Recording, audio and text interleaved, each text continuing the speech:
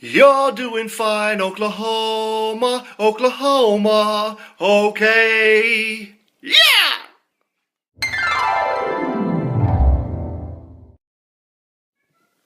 What up, YouTube? It's Holy Joe Rock and Roll.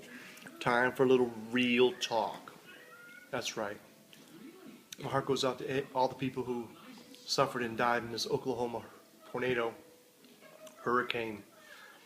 But I gotta say, what are you guys doing continuing to build these shitty ass wooden houses in Hurricane Alley?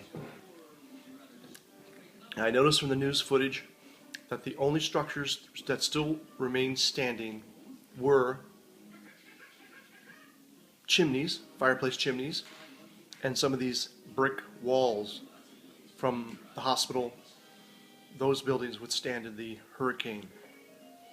So, seeing as though you built the house once, it's been destroyed, you're going to build it a second time, wouldn't it make more sense to build a stronger, more expensive home in the first place? One that can withstand hurricane winds, one that's not going to collapse from a hurricane wind, one that will be providing you the protection.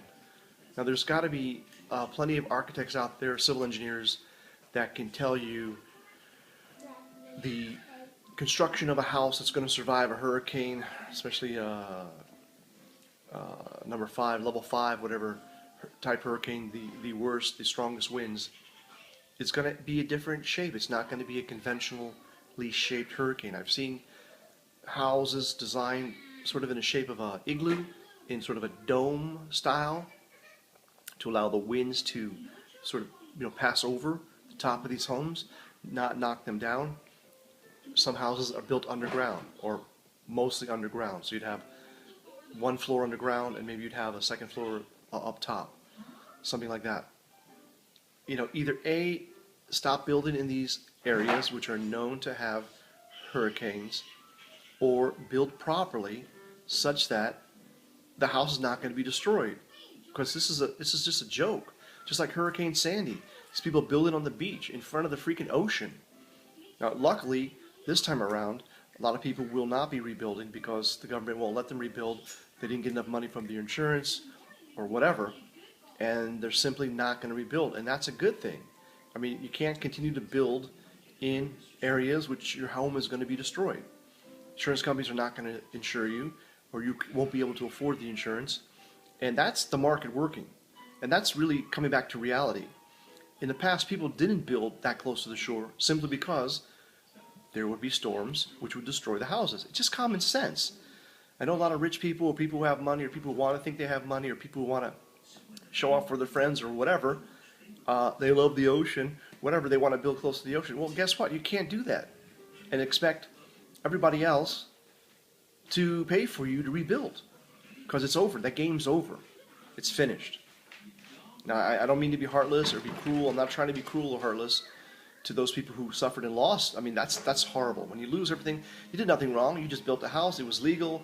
You followed the ordinance, blah, blah, blah, and your house gets destroyed. So it's not really your fault, but come on, think. People think. Oklahoma, where the winds come racing down the plains. Right? Oklahoma, okay. It's not okay, Oklahoma. I'm sorry. As much as you might love that area, your area has been destroyed. So it's probably time to, look, either A, build correctly for your area, or 2, move to a different area that is safer. Reporting to you live, it's Holy Joe Rock and Roll with some real talk. Till next time. Oklahoma, where the wind comes sweeping down the plains, and the waving wheat can sure smell sweet when the wind comes right behind the rain. Oklahoma, Oklahoma, you're doing fine, Oklahoma, Oklahoma, okay. Yeah!